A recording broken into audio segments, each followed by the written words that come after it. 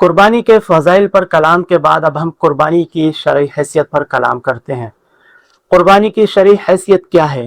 قربانی واجب ہے یا سنت؟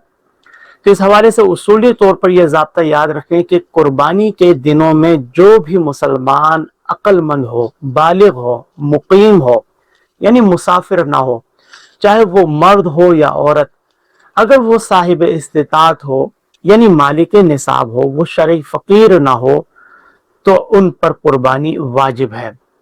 اور قربانی کے واجب ہونے کی دلیل یہ ہے کہ اللہ تبارک و تعالی قرآن کریم میں ارشاد فرماتا ہے فَصَلِّ لِرَبِّكَ وَانْحَرْ، یعنی آپ صلی اللہ علیہ وسلم نماز پڑھیں اور قربانی کریں۔ اس آیت مبارکہ میں اللہ تبارک و تعالی نے بغیر کسی قید کے صیغہ امر وانحر، یعنی اللہ تبارک و تعالی نے نبی کریم علیہ الصلوۃ والتسلیم کو فرمایا ہے کہ آپ قربانی کریں۔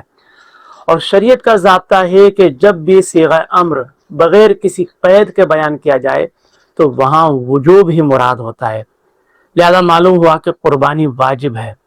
اسی طرح حدیث مبارکہ سے بھی ثابت ہے کہ نبی کریم علیہ الصلوۃ والتسلیم نے مدینہ المنورہ میں 10 سال آپ نے قیام فرمایا، اور آپ علیہ الصلوۃ والتسلیم ہر سال قربانی فرمایا کرتے تھے۔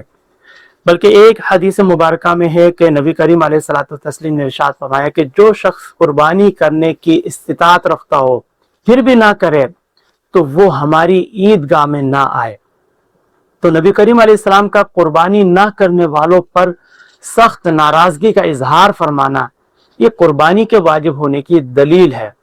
تو خلاصہ کلام یہ ہے کہ قربانی کے دنوں میں جو بھی مسلمان عاقل بالغ مقیم یعنی جو مسافر نہ ہو، چاہے وہ مرد ہو یا عورت، اور وہ صاحب نصاب بھی ہو، تو ان پر قربانی واجب ہے۔